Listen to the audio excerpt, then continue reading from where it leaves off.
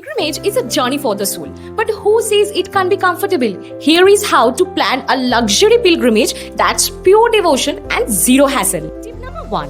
Choose your season and dates wisely. Avoid peak crowds and harsh weather. Off-season or shoulder months mean fewer queues, better climate and more personal space for your spiritual moments. Tip number 2. Secure priority access and transfers. Luxury is about saving time and energy.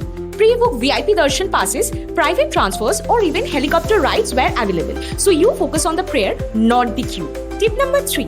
Consider comfort and accessibility. For elders or those needing extra comfort, ensure wheelchair access, shorter walking routes and comfortable accommodation close to the site. Tip number 4. Plan wellness alongside worship. Balance spiritual rituals with rejuvenation. Morning yoga, evening meditation, healthy meals and spa therapy to truly recharge your mind, body and soul. Tip number 5. Have a backup for medical and emergencies.